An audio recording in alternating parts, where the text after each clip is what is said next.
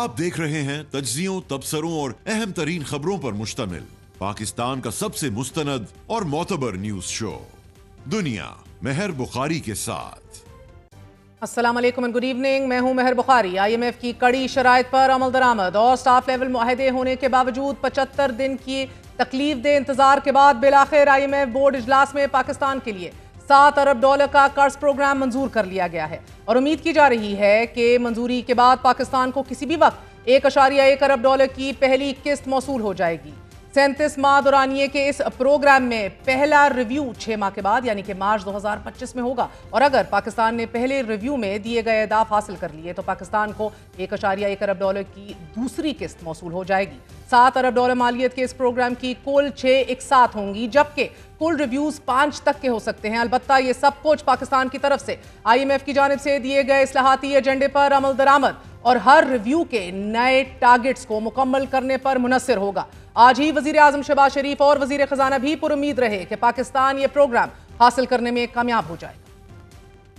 कल बोर्ड की मीटिंग है IMF की, हमने तमाम शराइत पूरी कर दी, बड़ी कड़ी शराइत पूरी कर दी अल्हम्दुलिल्लाह।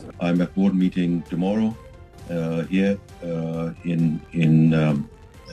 the US. We are very hopeful that the board will approve the 37-month $7 billion program under which we are very committed to do structural reform. ज़राए के मुताबिक IMF का ये कर्ज 5% तक की शरह सूद पर पाकिस्तान को दिया गया है और ये कर्ज पाकिस्तानी तारीख का दूसरा महंगा तरीन IMF कर्ज है। इससे कबल गुज़िश्ता कर्ज प्रोग्राम तकरीबन 5.1 की शरह सूद पर लिया गया था। IMF स्टाफ लेवल मुआहदे के बाद एग्जीक्यूटिव बोर्ड से मंजूरी में ताखीर दोस्त ममालिक से एक्सटर्नल फाइनेंसिंग के लिए अश्योरेंसेस हासिल करने की वजह से हुई। तमाम ताखीर के बावजूद यकीनन ये खुश आइंद खबर है क्योंकि पाकिस्तान गुज़िश्ता कुछ अरसे से माली मुश्किलात में फंसा हुआ है। 2 साल कबल एक मौका ऐसा भी था कि जब पाकिस्तान का डिफॉल्ट रिस्क तारीख की बुलंद तरीन सतह पर पहुंच गया था और वर्ल्ड इकोनॉमिक फोरम जैसे इदारे ने जनवरी 2023 में खदशा जाहिर कर दिया था कि पाकिस्तान को डिफॉल्ट के खतरात मौजूद हैं। अलबत्ता स्टैंड बाय मुआहदे और लॉन्ग टर्म मुआहदे के हसूल के लिए IMF की सख्त शराइत पर अमल दरामद करने के बाद अब मुल्क की मईशत में कदरे इस्तेकाम नजर आ रहा है। आज एशियाई तरक्याती बैंक ने पाकिस्तान की इक्तिसादी कारकर्दगी के हवाले से आउटलुक रिपोर्ट में पाकिस्तानी मईशत में बेहतरी के साथ साथ महंगाई में मजीद कमी की पेशनगोई की है। एशियाई तरक्याती बैंक का कहना है कि माली साल 2023-24 के दौरान पाकिस्तान की मईशत में बेहतरी आई जिसकी बुनियादी वजह ज़राई आमदनी में इजाफा और बैरून मुल्क से मौसूल होने वाली तरसीलाती ज़र हैं। ADB ने अगले माली साल के लिए भी पेशनगोई करते हुए यह कहा है कि पाकिस्तान की मजमूई कौमी पैदावार में 2.4% का इजाफा हुआ है कि जो रवा माली साल में मजीद बेहतर होकर 2.8% तक पहुंचने का इम्कान है। ADB ने ज़राई पैदावार में इजाफा और खुराक की कीमतों में कमी को महंगाई में कमी की वजह करार दिया। मजीद ये कहा गया है कि IMF के ताउन से इस्लाहाती एजेंडा पाकिस्तान की मुआशी तरक्की को तेज करेगा। IMF प्रोग्राम की मंजूरी और एशियन डेवलपमेंट बैंक की रिपोर्ट खुश आइंद है मगर IMF की ईमा पर ताजरों के लिए 2 स्कीम मुतारिफ करवाने और फिर इसके तहत मतलूबा नताइज हासिल करने में नाकामी के बाद FBR ने ताजरों को नोटिस देने के साथ साथ मजीद कानूनी इकदाम लेने का भी फैसला कर लिया है। यह फैसला ऐसे वक्त में लिया गया है कि जब ताजरों और FBR के माबैन मुज़ाकरात मुकम्मल तौर पर डेडलॉक का शिकार हैं। टैक्स हदम में मुतवक्के शॉर्टफॉल और ताजरों से मुज़ाकरात में नाकामी के बाद नॉन फाइलर्स के खिलाफ सख्त क्रैकडाउन करने का भी फैसला करते हुए नॉन फाइलर्स की कैटेगरी को खत्म करने के अलावा 15 किस्म की मुख्तलिफ सरगर्मियों पर पाबंदी लगाने का भी फैसला कर लिया गया है। पाकिस्तान के बड़े सनतकारों, कॉर्पोरेट सेक्टर के नुमाइंदों और फास्ट मूविंग कंज्यूमर गुड्स कंपनियों ने हुकूमत के नए टैक्स प्लान की हमायत की है और अब इस प्लान के बाद फाइलर्स को मुकम्मल तौर पर काबू में लाने और नॉन फाइलर्स को सजा देने को शामिल कर लिया गया है। पाकिस्तान में इस वक्त तनख्वाहदार तबका सबसे ज्यादा मुतासिर है, सबसे ज्यादा टैक्स दे रहा है। तनख्वाहदार तबका जिसका टैक्स उन्हें टैक्स कटौती के बाद ही उनकी इनकम मिलती है। यकीनन अगर हुकूमत वाकई संजीदा है और FBR इस फैसले पर अमल दरामद करवा लेता है तो यकीनन पाकिस्तान की मुआशी आउटलुक को मुकम्मल तौर पर तब्दील कर सकता है।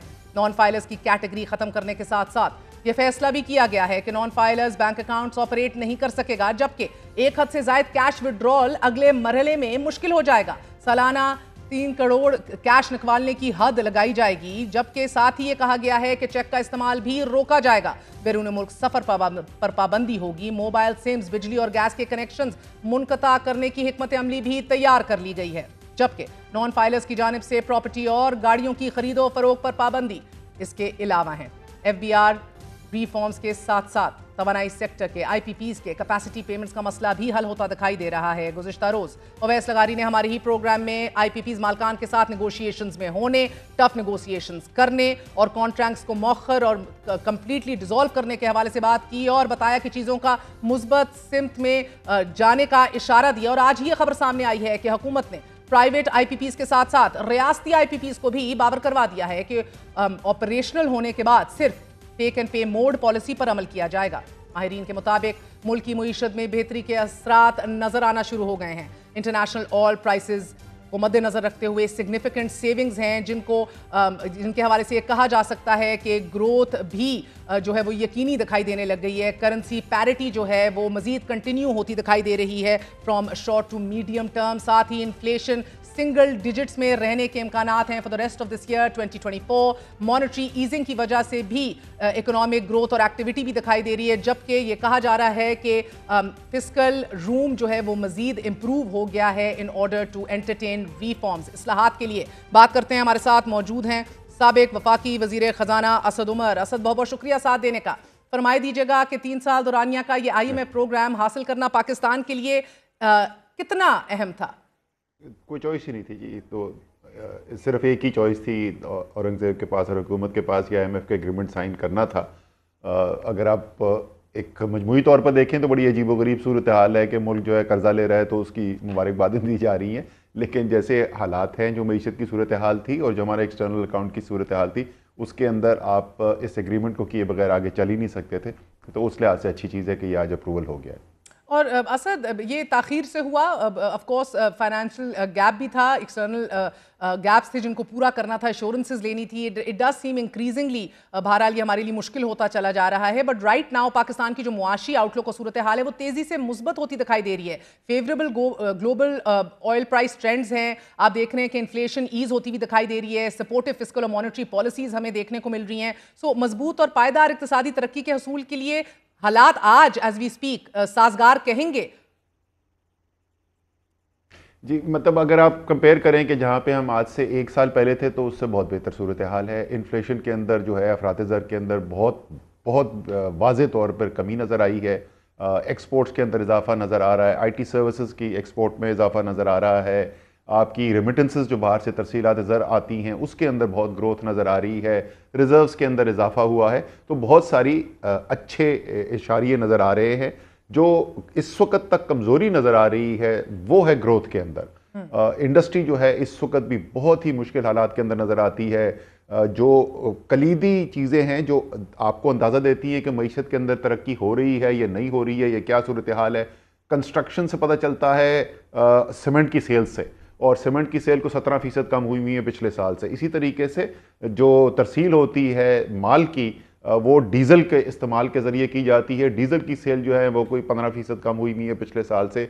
बिजली की प्रोडक्शन आपने देखे होंगे नंबर्स, पिछले साल से भी कम है और पिछले 4 साल पहले जितनी थी उससे भी कम है। तो वो एक कमज़ोरी अभी भी चल रही है, और उम्मीद ये है कि जो इन्फ्लेशन रिडक्शन के बाद से स्टेट बैंक ने मॉनेटरी पॉलिसी में बेहतरी करनी शुरू की है, और अभी भी इसमें मज़ीद बहुत उनको इकदाम करने की ज़रूरत है। मेरे ख्याल में उन्होंने ये जो काम किया है ये 3 से 4 महीने लेट किया है, लेकिन चलें अब वो शुरू कर दिया है, तो उम्मीद है कि अब ग्रोथ के अंदर भी अगले 3-4 माह के अंदर आपको बेहतरी नजर आना शुरू होगी। Asad, couple this with the fact कि खाम तेल की कीमतें भी हाल ही में गिरकर 3 साल की कम तरीन सतह पर आ गई हैं। फी बैरल आप देख रहे हैं कि $70 से नीचे है, और ये उम्मीद की जा रही है मजीद 2025 तक ये $60 फी बैरल तक आ सकता है। तो पाकिस्तान के लिए तो 3 से $3.5 बिलियन की तवानाई की दरामदी बचत है जस्ट राइट देयर, और ये कमी सिर्फ जो है वो आला एनर्जी की कीमतों से पैदा होने वाले अफरात ज़र के दबाव को ख़त्म नहीं करेगी, बल्कि एज यूल सी तजारती खसारे को भी नुमाया तौर पर इसके अंदर हम कम होते देखेंगे। साथ ही तवानाई की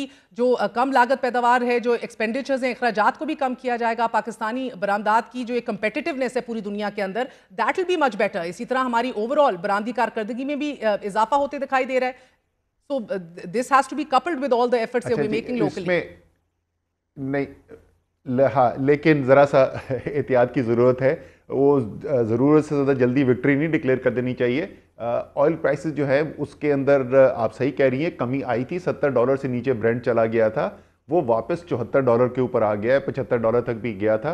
और अमेरिकन फेड ने जिस तरीके से पाकिस्तान के स्टेट बैंक ऑफ पाकिस्तान ने शरह सूद में कमी की है, इसी तरीके से अमेरिकन फेड ने कमी की है शरह सूद के अंदर, और उसकी वजह से भी जो डॉलर के ऊपर इम्पैक्ट आता है उसके नतीजे में भी ऑयल प्राइसेस ऊपर गई हैं। तो ये इनफैक्ट अगर आप आगे देखेंगे तो अगर कोई ज़रा सा रिस्क नज़र आता है वो नज़र ही कमोडिटी प्राइसेस में, खासतौर पे एनर्जी प्राइस के अंदर आता है, लेकिन अगर वो बढ़ता भी है तो शायद इतना ज़्यादा ना बढ़े, लेकिन पहले से उस बिना पे फैसले नहीं करने शुरू कर देने चाहिए इस उम्मीद के ऊपर कि $60 का तेल हो जाएगा। लेकिन ओवरऑल आप बिल्कुल दुरुस्त कह रही है, ओवरऑल बहुत सारे फेवरेबल कंडीशंस नज़र आ रही हैं, डोमेस्टिकली भी और इंटरनेशनली भी। प्रॉब्लम पाकिस्तान की मईशत का इस वक्त माशी पैराहे से नहीं है, वो जो सियासत का अदम इस्तेहकाम है वो सबसे बड़ा इस वक्त खतरा है पाकिस्तान की मईशत के लिए। तो जिस सियासी इंस्टेबिलिटी का आप जिक्र कर रहे हैं, ये द ऑपोजिशन और बिलखसूस तहरीक इंसाफ वो इस बात के ऊपर एम करके बैठी हुई है कि इकोनॉमिक कंडीशंस विल वर्सन, और ये बात आप आए रोज सुनते हैं।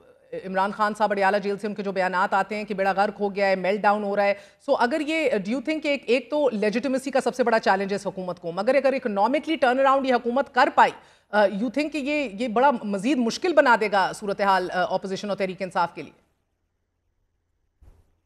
देखिए, उसके ऊपर बैंक करना, पॉलिटिकल स्ट्रेटजी अपनी बनाना मेरे ख्याल में तो कोई बहुत अच्छा फैसला नहीं होगा। इकोनॉमिक मेल्टडाउन तो हो चुका है। पिछले जो 1.5 साल पाकिस्तान जिस सूरत हाल से गुजरा है, पाकिस्तान की तारीख में इससे बदतरीन माशी हालात नहीं गुजरे, लेकिन आप सियासी उसका फ़ायदा आपको वोट की शक्ल में 8 फरवरी को ज़रूर नज़र आया होगा, लेकिन जो पावर डायनामिक्स हैं वो नहीं उससे बदली। तो मेरे ख्याल में पावर डायनामिक्स के बदलने की उम्मीद करना कि वो इकोनॉमिक कंडीशन से होगी, वो शायद वहाँ से हमें ना नज़र आ सके। अगर आप मुझे इजाज़त दें, मैं वेरी क्विकली आपको कह दूँ कि जो IMF का एग्रीमेंट हुआ है, इसमें आगे ख़तरा कहाँ नज़र आ रहा है उसकी इम्प्लीमेंटेशन में।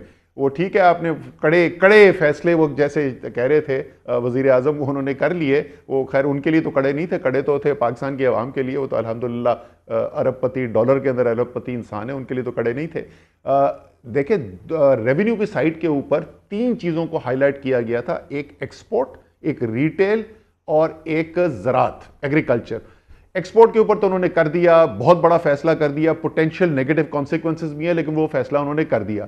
रिटेल के ऊपर जैसे अभी आपने खुद कहा, कोई उसके ऊपर प्रोग्रेस नहीं हो सकी है और अभी तक वो मुकम्मल तौर पे नाकाम है, जो ड्राइव जो रिटेल के लिए करनी थी। और ज़राअत के लिए एग्रीकल्चर टैक्स का जो है, जो बड़े फ्यूडल लॉर्ड्स के ऊपर जो टैक्स लगना था, उसकी तो अभी तक कोशिश भी शुरू नहीं की गई। तो एक तो ये खतरा है कि अगर आप ये काम नहीं करेंगे या करने की कोशिश करेंगे और नाकाम हो जाएंगे तो ये IMF प्रोग्राम फिर डीरेल हो सकता है। दूसरा, जो एक्सपेंडिचर साइड पे जो सबसे बड़ी चीज़ है, वो 18वीं तरमीम के बाद जो फैसला कर लिया गया था 7th NFC अवार्ड के ज़रिए कि जो वसाइल हैं वो ज़्यादातर चले गए सूबों के पास और जिम्मेदारियां जो वफाक के पास थी वो वफाक के पास ही रहीं।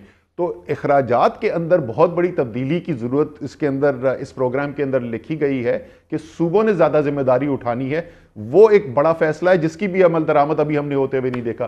तो ये ज़रा सा लोगों को जहन में रखना चाहिए और आप भी नजर रखें इसके ऊपर, क्योंकि अगर ये वफाकी हुकूमत की 3 सूबों के अंदर अपनी हुकूमतें, इत्तेहादियों की हुकूमतें, एक मरियम साहिबा बैठी हैं पंजाब में, सिंध इत्तेहादी की है, बलोचिस्तान में भी, but even in terms of revisiting NFC award या एग्रीकल्चर, ये काम हो नहीं रहे। This debate is not on going still, you right about that. So ये इनसफिशिएंट प्रोग्रेस अगर हुआ स्ट्रक्चरल रिफॉर्म्स में, तो ये तमाम इकोनॉमिक गेन जिसका हम जिक्र कर रहे हैं ये अंडरमाइन हो सकता है। बट असद, पाकिस्तान ने अगले 4 साल में $100 अरब कर्ज भी वापस करना है। अब दोस्त ममालिक से हर साल कर्ज रोल ओवर लग रहा है कराना पड़ेगा और साल में $5 अरब के इजाफी बैरूनी फाइनेंसिंग भी हमें दरकार होगी। तो अगले 3 साल में टैक्स टू GDP में बतदरीज 3% इजाफा अगर करना हो, ये कैसे मुमकिन होगा? बिल्कुल सही, और यही मैं कह रहा था कि बेहतर आशारिया आपको नजर आए हैं, लेकिन विक्ट्री जल्दी नहीं डिक्लेयर कर देनी चाहिए। ये अगले 3 साल जो हैं ये चैलेंजिंग रहेंगे। मुस्तकिल आपको फैसले करते हुए और मुस्तकिल आपको उन पे फैसलों पर अमल दरामद होते हुए देखना होगा, वरना ये जो आपकी मुश्किल थी वो एक वक्त की नहीं थी कि IMF को मायदा हो गया तो चलो अब 3 साल के बाद देखेंगे। ये हर 3 माह के बाद आप यहीं पे खड़े हुए होंगे अगर आप फोकस तरीके से अमल दरामद नहीं करेंगे।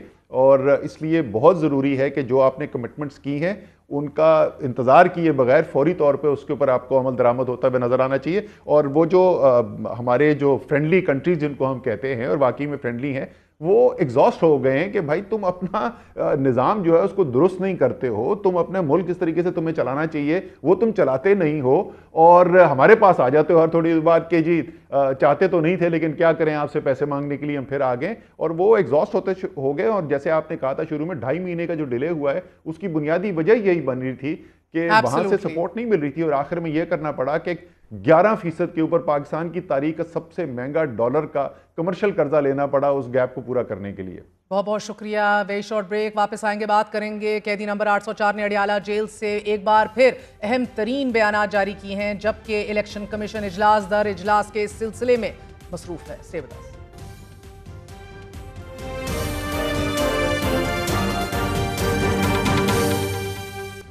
सुप्रीम कोर्ट के मखसूस नशिस्तों के फैसले पर अमल दरामद के मामले में इलेक्शन कमीशन भी तकसीम। 2 मेंबरान ने अदालती फैसले पर मनोवान अमल करने की राय दे दी है। 75 दिन गुजर जाने के बावजूद इलेक्शन कमीशन ताहाल शदीद शशोपंच का शिकार है। आज 7वें इजलास में भी इलेक्शन कमीशन किसी हतमी नतीजे तक नहीं पहुंच सका।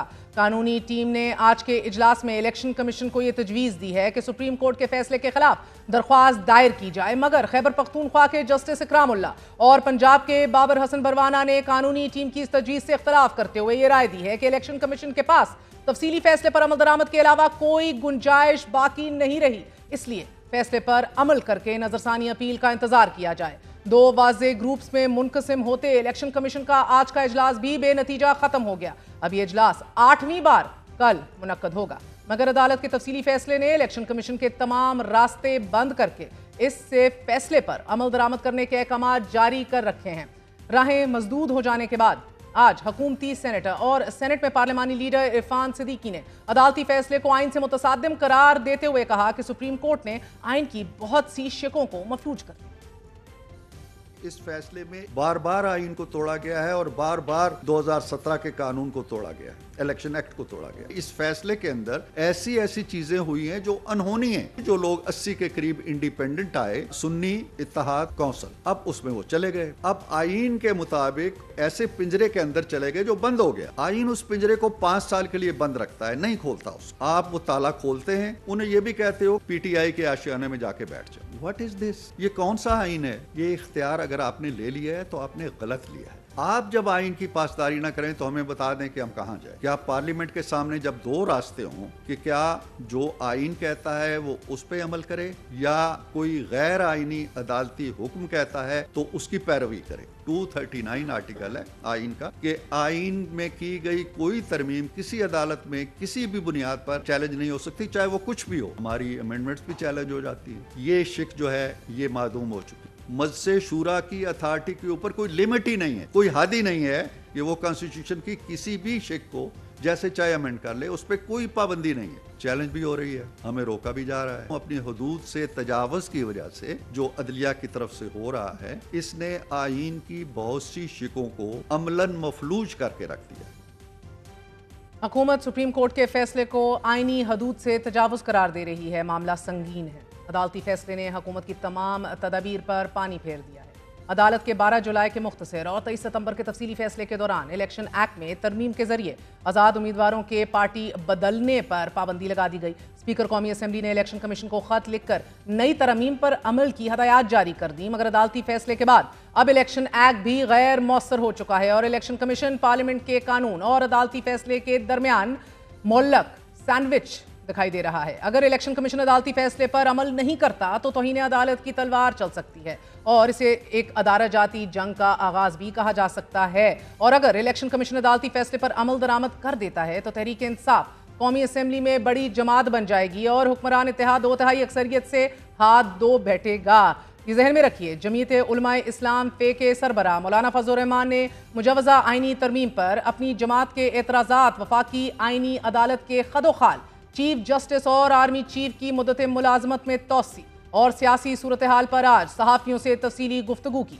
मौलाना फजल रहमान ने वफाकी आइनी अदालत के क़याम की हमायत का अंदिया दे दिया है। मौलाना ने आज ये बताया कि मुजवजा आइनी तरमीम के मुसवदे में बुनियादी हकूक़ के हवाले से शिक 8 में तरमीम पर एतराज़ था, जिसके बायस इसकी हमायत नहीं की। मुजवजा तरमीम में आइन की शिक में फौज के इख्तियारात बढ़ा दिए गए थे। मौलाना फजल रहमान ने बताया कि आइन के आर्टिकल 243 में भी तरमीम पेश की गई कि जिससे सर्विसेज चीफ को आइनी हिफाजत होगी। इस तरमीम के बाद सर्विसेज चीफ को डी नोटिफाई नहीं किया जा सकेगा। इसके अलावा आर्टिकल 51 और 106 में मखसूस नशिस्तों के हवाले से तरमीम की जा रही थी, जिससे उनकी जमात को फायदा होना था, मगर इससे भी असूली इख्तलाफ किया।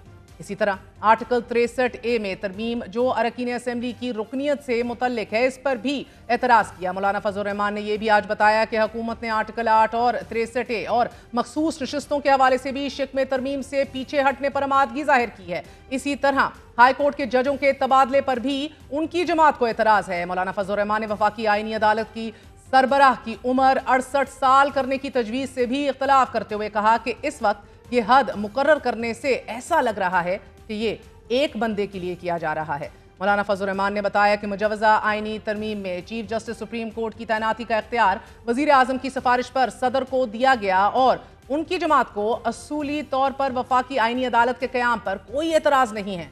तमाम जमातें इस अदालत के क़याम पर माजी में भी इत्तफाक कर चुकी हैं। आइनी मुसवदे के हवाले से मौलाना फजल रहमान का यह भी कहना था कि उनके पास मुसवदा बराह रास्त नून लीग की तरफ से आया था और जो मुसवदा हमारे पास था वही बिलावल भुट्टो जरदारी के पास भी था। मौलाना फजल रहमान ने यह भी मुतालबा किया है कि आइनी तरमीम पूरी अपोजिशन की इत्तफाक राय से पूरी होनी चाहिए और पीपल्स पार्टी और हम मिलकर इस पर काम कर रहे हैं। ताहम अभी तक किसी की जानिब से नया मुसवदा सामने नहीं आया। नाजरीन, इख्तियारात और इक़्तिदार की इस जंग में आज 190 मिलियन पाउंड केस की समाअत के मौके पर इमरान खान ने गैर रस्मी गुफ्तगू करते हुए ये दावा कर दिया है कि कल से जो हो रहा है इससे वाज़ेह है कि चीफ जस्टिस और चीफ इलेक्शन कमिश्नर मिले हुए हैं। चीफ इलेक्शन कमिश्नर को पता है कि उस पर आर्टिकल 6 लगेगा, इसीलिए इलेक्शन फ्रॉड को दबाया जा रहा है। सबसे ज्यादा धांधली ज़्यादा इलेक्शन की तारीफ चीफ जस्टिस कर रहे हैं और थर्ड एम्पायर सब कंट्रोल कर रहा है, वो उनकी टीम का कप्तान है। इमरान खान ने आईनी अदालत के कयाम पर गुफ्तगू करते हुए कहा कि आईनी अदालत का मकसद सुप्रीम कोर्ट के चीफ जस्टिस की पावर को ख़त्म करना है। ये चीफ जस्टिस की पावर को ख़त्म करके काजी फायज़ ईसा को आइनी कोर्ट में बिठाना चाहते हैं और काजी फायज़ ईसा आइनी तरमीम के बेनिफिशरी हैं। इमरान खान ने मजीद ये कहा कि सुप्रीम कोर्ट में कल से जो हो रहा है सबको पता चल गया है कि ये क्या कर रहे हैं। ये सब गैंग ऑफ 3 को तौसी देने के लिए किया जा रहा है। उन्होंने मुल्क का बेड़ा तो गर्क कर लिया है, अब सुप्रीम कोर्ट को भी तबाह कर रहे हैं। इमरान खान ने यह भी दावा किया है कि यहाँ सारे फैसले लिखे हुए आते हैं और जजेस आकर सुना देते हैं।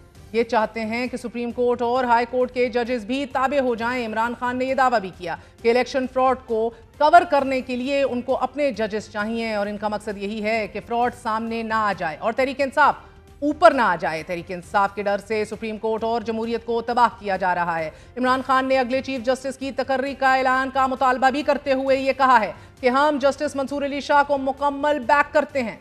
नाज़रीन, अदालतों से ही जुड़े 190 मिलियन पाउंड केस का मामला भी अपने आखिरी मराहिल में दाखिल होता दिखाई दे रहा है। अडियाला जेल में एहतसाब अदालत के जज नासिर जावेद राना ने केस की समाअत की। इमरान खान और बुशरा बीबी पेश हुए। प्रोसिक्यूटर ने अदालत को यह बताया कि बुशरा बीबी के 4 वकला में से कोई भी पेश नहीं हुआ। एक वकील बीमार है, मगर बाकी वकला को तलब करके आखिरी गवाह पर जिरा कराई जाए। वकला सफाई जानबूझकर रेफरेंस की समाअत को इल्तवा में डाल रहे हैं। इस मौके पर अदालत ने हदायत जारी कर दी कि आपको आखिरी मौका दिया जा रहा है, आइंदा समाअत पर नायब तफ्तीशी अफसर पर जिरा मुकम्मल करे। नाज़रीन, ये 24वीं समाअत है कि जब आखिरी गवाह पर वकला सफाई की जिरा नहीं हो सकी। बात करेंगे, हमारे साथ मौजूद हैं सहाफ़ी समर अब्बास। समर, बहुत बहुत शुक्रिया साथ देने का। फरमाए दीजिएगा कि आपको भी आज मौलाना की गुफ्तगू से और बॉडी लैंग्वेज से यही लगा कि फैसला हो चुका है और अब बस वो एक रूम को रीड करने की कोशिश कर रहे हैं, या ये एक तरह से सहाफ़ियों को भी एतमाद में लेने की कोशिश कर रहे हैं? आईनी पैकेज हो, आईनी अदालत हो, इस हवाले से वो फैसला कर चुके हैं? जी बिल्कुल। मौलाना फजल रहमान साहब की आज जो गुफ्तगू थी एंकर्स के साथ, उसमें उस गुफ्तगू के 2 पहलू थे। एक हिस्सा तो गुफ्तगू का जो है वो आईनी तरमीम से मुतालिक था, दूसरा हिस्सा गुफ्तगू का उनकी जो लाइन ऑर्डर की सिचुएशन है, जिससे उनका अपना इलाका डेरा इस्माइल खान और दीगर जो खैबर पख्तूनख्वा के जो कबायली अजला हैं वो बुरी तरह से मुतासिर हैं। तो इन 2 पहलुओं पर आज मौलाना फजल रहमान ने बड़ी इख्तियारात गुफ्तगू की। तो मौलाना फजल रहमान ने सबसे पहले तरमीम के हवाले से बात की। तो तरमीम के हवाले से मौलाना फजल रहमान ने कुछ चीज़ें आज वाज़ेह की हैं। एक तो उन्होंने कहा कि पहला जो मुसव्वदा हमें शेयर किया गया था अब भी वो हमारे पास मौजूद है, उसके बाद जब पीपल्स पार्टी की तरफ से बिलावल भुट्टो जरदारी आए, उन्होंने कहा कि हम आपके साथ मुसव्वदा शेयर करेंगे, आप भी अपना मुसव्वदा शेयर करें, तो वो कहते हैं अब तक हमें हुकूमत की तरफ से कोई भी मुसव्वदा जो है तरामीम का वो अभी तक पेश नहीं किया गया, हमारे साथ शेयर नहीं किया गया। तहम मौलाना फजल रहमान ने कुछ चीजें आज वाजे की हैं। एक तो उन्होंने वाजे कर दिया कि आर्टिकल 8 के हवाले से, आर्टिकल 8 में जो तरमीम लाई जा रही थी उसमें वो कहते हैं हमने बिल्कुल खुल के कैटेगोरिकल वर्ड्स में कह दिया था कि ये तरमीम हम किसी सूरत भी सपोर्ट नहीं करेंगे, तरमीम को आप निकालें इसमें से अपने मुसव्वदे के अंदर से। उससे वो कह रहे कि हुकूमत मान चुकी थी। फिर आर्टिकल 9 के अंदर भी कुछ तरमीम की जानी मकसूद थी, उस पर भी हुकूमत जो है वो पीछे हट गई। फिर वो कहते हैं कि आर्टिकल 51, आर्टिकल 106 पर एतराज था हमारा, वो भी हुकूमत ने मान लिया। फिर वो कहते हैं कि 63A पर हमें JUI को फायदा होना था मखसूसी किस्तों को लेकर, लेकिन फिर भी हमने उसकी एक उसूली एक मौक़िफ़ हमने लिया और हमने उसकी मुखालफत की। फिर वो बताते हैं कि आर्टिकल 199 पर एतराज था, आर्टिकल 200 पर एतराज था जिसमें जजों के तबादले के हवाले से एक तजवीज़ थी कि हाई कोर्ट के जजेस का तबादला किया जा सकता है दूसरे सूबे के अंदर। उस पर भी वो कह रहे हैं कि हुकूमत मान गई। जजों की उम्र बढ़ाने के हवाले से भी वो कह रहे हैं हमने मुखालफत की थी, ताहम वो कह रहे हैं कि आईनी अदालत के जज के हवाले से जो तजवीज़ दिखाई है 68 साल उसकी एज होनी चाहिए, उस पर वो कह रहे हैं कि बिल्कुल ये हो सकता है। यानी इस चीज़ को मौलाना फजल रहमान इस पर उन्होंने लचक दिखाई है। ताहम उन्होंने एक तजवीज़ दी है। उनकी तजवीज़ मौलाना फजल रहमान की इस हवाले से, आईनी अदालत के हवाले से ये है, वो ये कह रहे हैं कि अगर काजी फाइज ईसा साहब बन जाते हैं आईनी अदालत के चेयरमैन, उन्होंने चेयरमैन का वर्ड चूज किया कि अगर वो उसके चेयरमैन बन जाते हैं तो मंसूर अली शाह साहब अगर बनते हैं chief justice supreme court of Pakistan तो वो उसके को चेयरमैन बन जाएं आईनी अदालत के, यानी कि दोनों के इख्तियारात बराबर हों, सुप्रीम कोर्ट जो है वो आईनी अदालत के मातहत अदालत ना लगे। नहीं, मैं समझी नहीं, एक सेकेंड, को चेयरमैन लग जाएं मंसूर अली शाह साहब भी और काजी फाइज ईसा भी? यानी वो ये कह रहे हैं कि दोनों का ओहदा बराबर हो, वो ये कह रहे हैं कि दोनों का ओहदा बराबर हो, कोई अदालत किसी के मातहत ना हो। जी हाँ, सुप्रीम कोर्ट मगर एक का फैसला फिर कहाँ चैलेंज होगा? एक का फैसला दूसरी अदालत में चैलेंज होगा इन वाइस वर्सा? वो मौलाना फजल रहमान जी चाह रहे हैं कि सुप्रीम कोर्ट ही जो है मेन जो हमारी अदालत है वो सुप्रीम कोर्ट ही हो। आईनी अदालत जरूर हो लेकिन जो सबसे बड़ी अदालत है पाकिस्तान की वो सुप्रीम कोर्ट ही रहनी चाहिए। तो ये मौलाना फजल रहमान की एक तजवीज़ थी इस हवाले से। दिलचस्प बात है। मगर समर, आपको ये लगता है कि फैसला भी कर लिया गया है और लचक भी दिखा दी जाएगी व्हेन पुश कम्स टू शव, और जब वक्त आएगा? एक तो उन्होंने बात की आज ये कि तमाम ऑपोजिशन को एतमाद में लेके किया जाए, but even if that doesn't happen, उसकी अदम मौजूदगी में भी मौलाना साहब की एक दो शिकों पे अगर जो बातचीत हो रही है वो कर देंगे वोट? देखिए, आज मौलाना फजल रहमान ने मिलिट्री कोर्ट्स के हवाले से आज उन्होंने मशरूत आमादगी जाहिर कर दी है। मौलाना फजल रहमान ने ये कहा जी कि अगर मिलिट्री कोर्ट्स के हवाले से अगर एक सनसेट क्लास साथ रख दी जाए, 1 साल के लिए अदालतें कायम होंगी तो ये काबिल अमल हो सकता है। बल्कि उन्होंने फिर ये पूछा जो मौजूद थे इस गुफ्तगू में बाकी लोग जो शरीक थे, तमाम साथियों से पूछा मौलाना फजल रहमान ने, आपकी क्या राय है इस हवाले से कि अगर सनसेट क्लॉज एक ऐड कर दी जाए मिलिट्री कोर्ट्स के हवाले से? जाहिर है जो जेट ब्लैक जो टेररिस्ट हैं उनका आम अदालतों के अंदर ट्रायल उनका हो नहीं सकता, जजों की फैमिलीज को खतरा होता है। तो मुझे तो ये बात समझ में आती है कि जो जजेस बहुत बहुत शुक्रिया समर अब्बास हमारे साथ मौजूद थे। आपने गुफ्तगू सुनी है। Very short break, we are gonna be right back.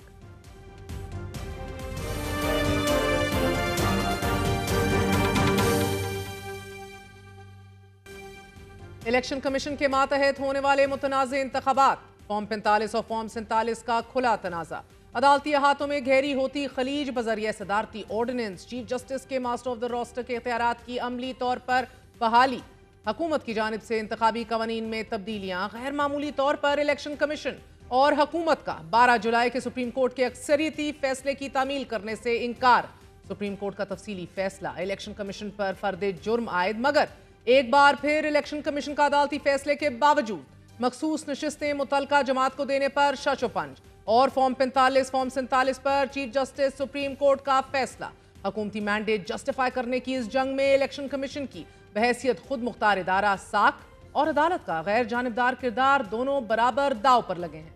आज सुप्रीम कोर्ट ने बलोचिस्तान असेंबली के हल्के PB 14 नसीराबाद में वोटों की दोबारा गिनती और इंतखाबी धांधली के केस का फैसला जारी किया। चीफ जस्टिस काजी फाइज ईसा की सरबराही में 3 रुकनी बेंच ने समाअत की। चीफ जस्टिस काजी फाइज ईसा ने 4 सफ़ात का फैसला तहरीर किया और फैसले में कहा कि जब तक दोबारा गिनती का ऑर्डर नहीं आता, फॉर्म 45 और 47 को दुरुस्त तस्वुर किया जाता है। इंतखाबी तनाज़े में बुनियादी शवाहिद इलेक्शन में डाले गए बैलेट पेपर ही होते हैं। दरख्वास्त मंजूर हो तो तमाम उम्मीदवारों की मौजूदगी में दोबारा गिनती होती है। अदालत के सामने इंतखाबी थैलों की सील टूटी होने का केस नहीं है। अदालती फैसले के मुताबिक जब इंतखाबी थैले खोलकर दोबारा गिनती हो तो फॉर्म 45 और फॉर्म 47 को हतमीन नहीं कहा जा सकता। सुप्रीम कोर्ट ने बलोचिस्तान असेंबली के सूबाई हल्के PB 14 में पीपल्स पार्टी की दोबारा गिनती और रिटर्निंग अफसरान की जानिबदारी की इल्जामात की दरख्वास्त मुस्तरद कर दी। दौरान समात चीफ जस्टिस काजी फायज ईसा ने रिमार्क्स दिए कि डिब्बे खुलने के बाद फॉर्म 45 हो या 75 इसकी हैसियत नहीं रहती। चीफ जस्टिस पाकिस्तान ने रिमार्क्स दिए कि इंतखाबात में सबसे अहम शवाहिद वोट होते हैं। फॉर्म 45 तो प्रिसाइडिंग अफसर भरता है या तो दोबारा गिनती पर एतराज करें कि डब्बे खुले हुए थे। चीफ जस्टिस पाकिस्तान ने दरख्वास्त गुजार के वकील से इस्तफसार किया कि प्रिसाइडिंग अफसरान की जानिबदारी साबित करें, बताएं क्या वो रिश्तेदार थे। दोबारा गिनती पर कोई इल्जाम नहीं लगाएगा। प्रिसाइडिंग अफसर जानी दुश्मन भी हो तो फैसला वोट से ही होता है।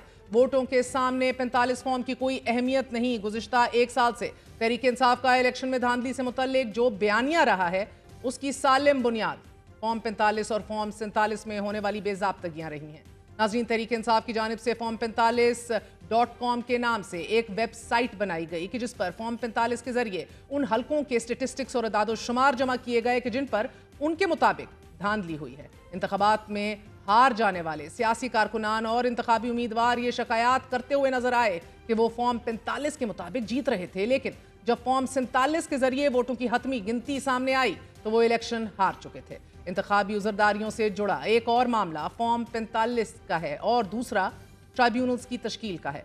सुप्रीम कोर्ट ने पंजाब में इलेक्शन ट्राइब्यूनल्स की तश्कील से मुतल्लिक इलेक्शन कमीशन की अपील पर फैसला महफूज कर लिया है। सुप्रीम कोर्ट में पंजाब के 8 इलेक्शन ट्राइब्यूनल्स के कयाम का मामला हल हो गया। मुशावरत के बाद 4 इलेक्शन ट्राइब्यूनल्स पर नाम फाइनल, 4 रिटायर्ड जजेस का तकर्रुर इलेक्शन कमीशन करेगा। हुकूमत की सियासी साख बचाने की कोशिश से जुड़ा तीसरा अहम तरीन मामला प्रैक्टिस एंड प्रोसीजर बिल की तरमीम का है।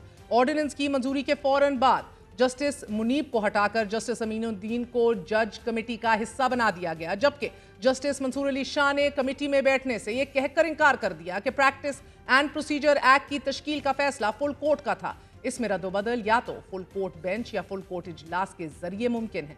जब तक कमेटी को असल हाल में बहाल नहीं किया जाता शिरकत नहीं करूंगा। आज सुप्रीम कोर्ट बार एसोसिएशन के बाद पाकिस्तान बार भी मैदान में आ गई। वाइस चेयरमैन पाकिस्तान बार ने प्रैक्टिस एंड प्रोसीजर तरमीमी ऑर्डिनेंस के इजरा पर शदीद तहफ़्फ़ुज़ात का इजहार कर दिया। पाकिस्तान बार काउंसिल के एलामिया के मुताबिक वुकला का दरीना मुतालबा था बेंचों की तश्कील के लिए सीनियर जजेस पर मुश्तमिल कमेटी बनाई जाए। ऑर्डिनेंस के जरिए प्रैक्टिस एंड प्रोसीजर में तरमीम वुकला की जद्दोजहद की नफी है।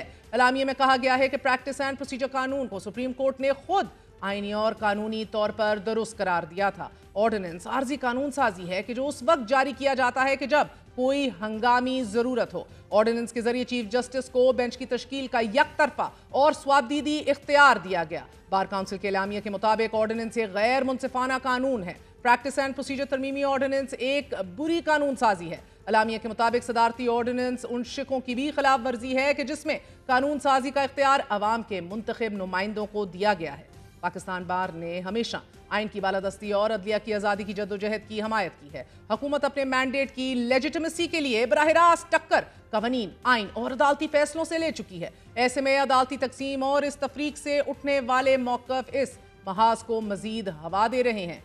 नाज़रीन, दूसरी जानिब चंद दिन कबल सुप्रीम कोर्ट के 8 रुकनी बेंच ने मखसूस नशिस्तों के केस में इलेक्शन कमीशन और तहरीक इंसाफ की दरख्वास्तों पर वजाहत में यह कहा था कि 12 जुलाई के फैसले में कोई इबहाम नहीं है। चीफ जस्टिस सुप्रीम कोर्ट ने 14 सितंबर के डिप्टी रजिस्ट्रार के नोट पर वजाहत मांगी थी और इस हवाले से जस्टिस काजी फायज ईसा ने रजिस्ट्रार से 9 सवालात के जवाबात तलब कर लिए थे और आज रजिस्ट्रार सुप्रीम कोर्ट की जानिब से चीफ जस्टिस को ये जवाबात मौसूल कर दिए गए हैं कि इलेक्शन कमीशन और तहरीक इंसाफ की दरख्वास्तों पर कोई कॉज लिस्ट जारी नहीं हुई। रजिस्ट्रार ने अपने जवाब में कहा है कि सुप्रीम कोर्ट के किसी कमरा अदालत में इन दरख्वास्तों पर समात नहीं हुई। रजिस्ट्रार सुप्रीम कोर्ट ने जवाब में कहा है कि जजेस के किसी चेंबर में भी इन दरख्वास्तों पर बैठने के बारे में मालूमात नहीं। वेबसाइट पर अपलोड होने से पहले फाइल रजिस्ट्रार ऑफिस को नहीं भिजवाई गई। रजिस्ट्रार ने कहा है कि वजाहती हुक्म सीनियर जज के स्टाफ ऑफिसर के कहने पर वेबसाइट पर अपलोड किया गया।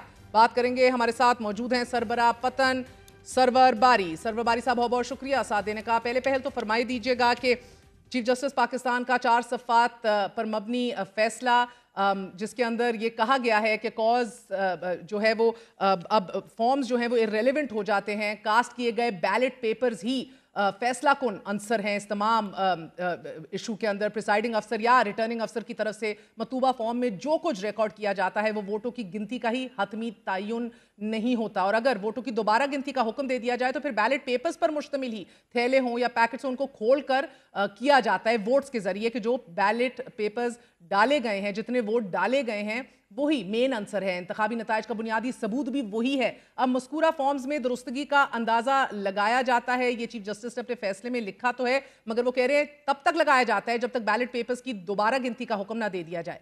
इस फैसले के क्या इम्प्लीकेशंस देख रहे हैं आप? देखिए, जहाँ तक तो ये बात है कि जो बुनियादी चीज़ है वो है तो बैलेट पेपर। लेकिन हमने देखा है कि माजी में कुछ जगहों पर जहाँ रीकाउंटिंग की गई है, वहाँ जो कैंडिडेट जीत रहे थे उनके बैलेट पेपर ज़ाया किए गए, और उसके बाद वही जीतने वाले जो कैंडिडेट थे जो 15,000 14,000 वोटों से जीत रहे थे, वो फिर चंद हज़ारों से हज़ार वोटों से उनको हरा दिया गया। और उसके लिए एक ही तरीका अख्तियार किया गया है, और वो तरीकाकार ये था कि जो बैलेट पेपर हैं, जिन जिन बैलेट पेपर्स पर नज़र आता है कि जिस पार्टी को पॉजिटिव नतायज के ज़रिए यानी कि मुस्बत नतायज के ज़रिए जितवाना था,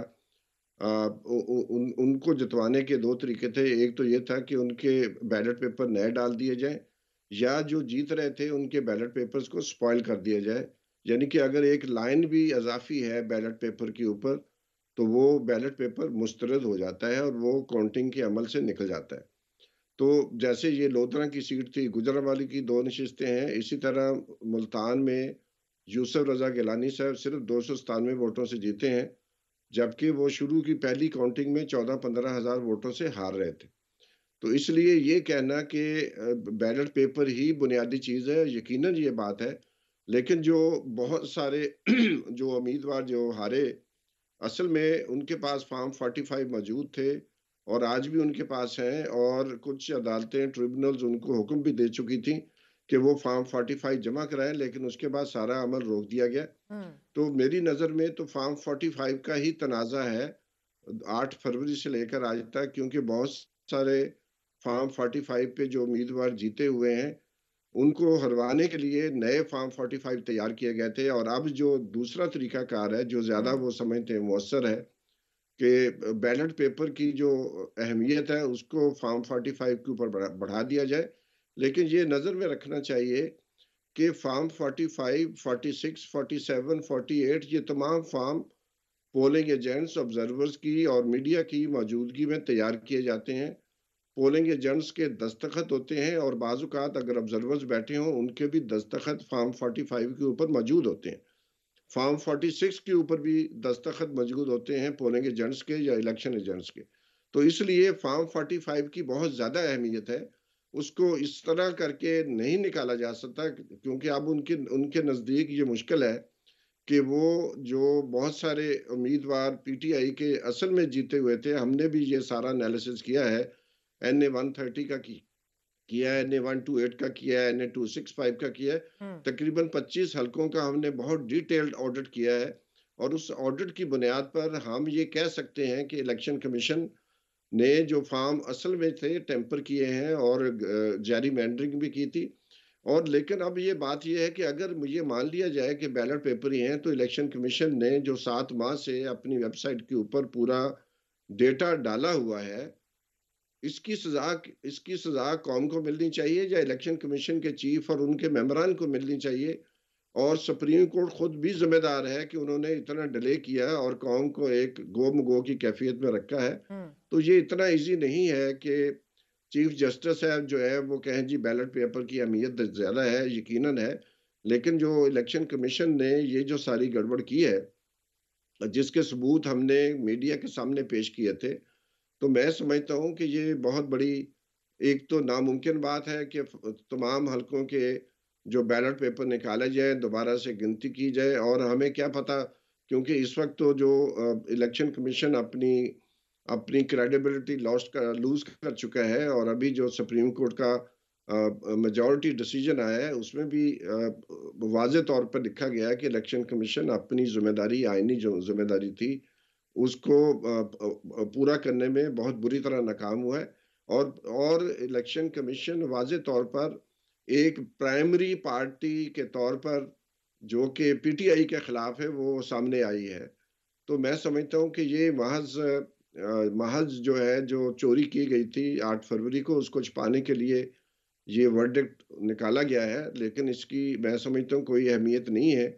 और अगर ये ऑडिट करना है बैलेट पेपर्स का तो फिर सबके सामने बैग खोले जाएं, उनकी सीलें सबके सामने खोली जाएं और हर डिस्ट्रिक्ट में जो है वो डिस्ट्रिक्ट सेशन जज, मीडिया ऑब्जर्वर्स और इलेक्शन एजेंट्स की मौजूदगी में ये अमल होना चाहिए, ना कि बंद कमरे में होना चाहिए। मगर सरवर भाई साहब, मेरे सामने फैसला पड़ा हुआ है, इसमें सील के हवाले से भी बात की गई है और इसमें यह भी कहा गया है कि डिस्पाइट द फैक्ट कि बड़ी एक लेंथी क्रॉस एग्जामिनेशन हुई है एलिजेड रॉन्ग डूइंग के ऊपर, that the copies of form 45 produced by the appellant व copies of the actual form 45, यानी यही नहीं तयन हो रहा था कि जो दे रहा था एपिलेंट वही फॉर्म 45 है, ओरिजिनल है, ऑथेंटिक है, या जो कॉपीज थी उधर the actual votes which were cast determine the controversy. तो वो चीफ जस्टिस साहब अपने फैसले में कह रहे हैं कि एक्चुअल तो सारा मुद्दा वोट्स में ही है, क्योंकि अब तयन कैसे हो कि किसका फॉर्म 45 जो है वो ऑथेंटिक है, किसका नहीं है। फिर वो कहते हैं कि if the seal of the bags are found to be broken और tampered with the sanctity of votes therein stands compromise, needless to say. तो वो ये बात कह रहे हैं कि अगर सील टूटी हो तो ऑफ कोर्स फिर तो सैंक्टिटी और कॉम्प्रोमाइज हो जाती है वोट्स की। देखिए, ये मुख्तलिफ हलकों में मुख्तलिफ तरीक़ाकार इस्तेमाल किए गए हैं। जो काज़ी साहब जो फैसले में ये लिखा गया है कि जो टेम्परिंग नहीं की गई या सील नहीं तोड़ी गई, उसका उसका उसका जो है वो विटनेस कहाँ है? जो फॉर्म 45 उस रात को जारी किए गए थे, वो उम्मीदवारों के पास मौजूद हैं, हमारे पास भी मौजूद हैं और भी इलेक्शन ऑब्जर्वर्स के पास होंगे। तो उसकी सैंक्टिटी जो है, अब उसको मेरी नज़र में इसके अलावा कोई और मकसद है ही नहीं कि जो 2/3 अक्सरियत हासिल करने के लिए जो मामलात किए गए थे, बल्ले का निशान छीना गया था। उसके बाद जो एसएमएस सर्विसेज़ हैं, वो इलेक्शन के दिन बंद कर दी गई थीं। फिर फॉर्म 45 निकाले गए जिनका कोई तालमेल नहीं है फॉर्म 45 के साथ और फॉर्म 46 के साथ। और आज भी इलेक्शन कमीशन की वेबसाइट पर जो हमने 3 दिन पहले ऑडिट किया है, जो इलेक्शन कमीशन ने 38 कमेटियां बनाई थी, उन्होंने 1 हफ्ते में अपना काम मुकम्मल करना था, वो काम मुकम्मल नहीं है। आज भी NA 265 की जो कॉन्स्टिट्यूंसी है उसमें फॉर्म 46 मुकम्मल नहीं है, फॉर्म 45 पूरे नहीं है। तो बुनियादी तौर पर तो फिर ये भी वर्डिक्ट आना चाहिए था कि इलेक्शन कमीशन अपना काम करने में आईनी ज़िम्मेदारी, जो कि आइन के आर्टिकल 218 में वाज़ेह तौर पे लिखा हुआ है कि इलेक्शन कमीशन की ज़िम्मेदारी है कि वो इंतखाबात मुनसफ़ाना, ईमानदाराना और गैर जानबदाराना इंतखाबात का कंडक्ट कराए, वो उसमें फ़ेल हुआ है। तो ये जो वर्डिक्ट है उसमें ये जो फेलियर है इलेक्शन कमीशन का, उसका ज़िक्र ही कहीं नहीं है। महज इन आइसोलेशन फॉर्म 45 को या इन आइसोलेशन बैलेट पेपर को लेने का तो मकसद नहीं है। जो पस मंज़र है इस वक्त पाकिस्तान के सामने, वो जो चोरी की गई थी, इतनी बड़ी चोरी है कि मैं चोरी के अलावा कोई और लफ्ज़ इस्तेमाल नहीं कर सकता। ये इर्रेगुलरिटीज़ नहीं थी, ये बेज़ाब्तगियाँ नहीं थी, ये बाकायदा तौर पर साफ लगता है कि बहुत सोची समझी स्कीम के तहत सब कुछ किया गया था। आज तक पाकिस्तान की तारीख में किसी भी इलेक्शन में ये नहीं हुआ कि एक कौमी असम्बली की एक नशिस्त के नीचे 7 सूबाई असम्बलियों के पोलिंग स्टेशन डाले गए हों। और ये हमजा अपना ये शहबाज शरीफ साहब जो हमारे वज़ीर आज़म हैं, उनके हल्के की ये कैफियत है कि 7 सूबाई असम्बली के जो पोलिंग स्टेशन हैं वो डाले गए हैं। तो इससे बड़ी जैरिमेंडरिंग और क्या हो सकती है? तो मैं समझता हूँ कि ये भी जो पाकिस्तान में एक इस वक्त तो पोलराइजेशन है, आपको उसी ये पूरा इसका इम्कान लग रहा है कि ये हुक्मरान जमात को फैसिलिटेट करने के लिए ये किया जा रहा है, या फिर एक जिसको आप कह रहे हैं धांधली भी नहीं कह सकते, चोरी कह रहे हैं, एक धांधली ज़्यादा सो टू से इंतखाबात को कवर करने के लिए आपको लग रहा है कि ये फैसला इस्तेमाल किया जा सकता है? फॉर्म 45 और 47 के तकाबुल के जरिए इंतखाबी जांच पड़ताल के ऑडिट के दरवाजे मुकम्मल तौर पर बंद कर दिए गए हैं। मगर if this is used so to say, जिस तरह आप कह रहे हैं, मगर strictly speaking sir, in accordance with law and technically speaking, इसी तरह तो वोटों की दोबारा गिनती की जाती है। जो प्रोसेस इस फैसले में दिया गया है, जो आपके 95-5 हो उसके तहत दोबारा गिनती की दरख्वास्त जो होती है, और उसके बाद एक पूरा प्रोसेस जो है कायदा, आपके रूल नंबर 86 को भी देख लीजिए, स्ट्रिक्टली एंड टेक्निकली स्पीकिंग तो देयर इज नथिंग रॉन्ग है। देखिए, मैं समझता हूँ कि ये जो जो बिल्कुल, मैं तो शुरू में मैंने कहा है कि ये बुनियादी डॉक्यूमेंट तो बैलेट पेपर ही है।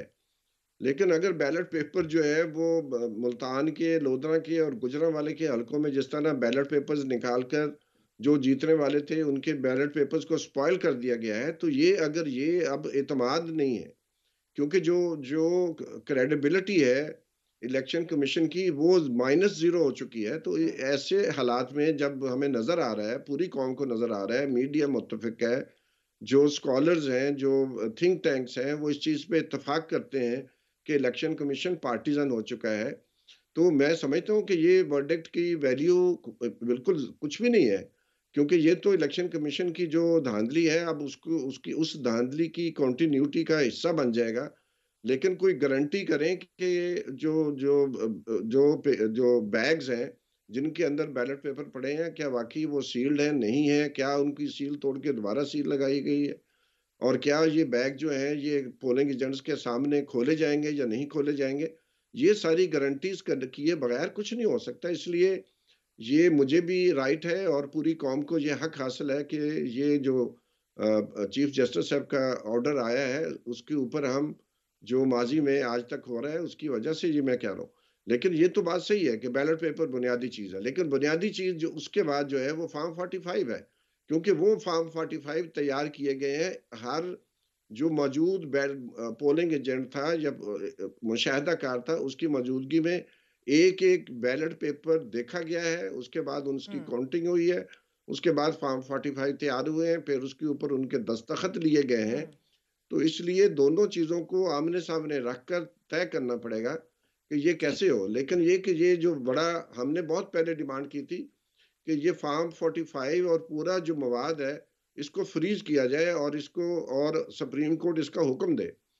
आज भी मैं समझता हूँ कि इसको फ्रीज किया जाए और फ्रीज करने का पूरा अमल ट्रांसपेरेंट होना चाहिए, क्योंकि जो इलेक्शन कमीशन है उसके ऊपर आईनी और कानूनी जिम्मेदारी है कि जो मामलात हैं उनको बहुत ट्रांसपेरेंट तरीके से करें। लेकिन वो चुप करके फॉर्म चेंज कर देते हैं। हमने निकाला था, आपको मालूम ही होगा कि जब हमने NA 130 का निकाला और फिर हमने लाहौर की 15 कॉन्स्टिट्यूंसीज का डेटा निकाला, तो हमने कहा कि ये नामुकम्मल है, तो उन्होंने रातों रात जो है वो फॉर्म 45 जो है उनको अमेंड कर दिया, गूगल ड्राइव को मॉडिफाई कर दिया और वो भी चोरी उनकी पकड़ी गई और सारे मीडिया ने फिर चैनल्स ने उसको चलाया।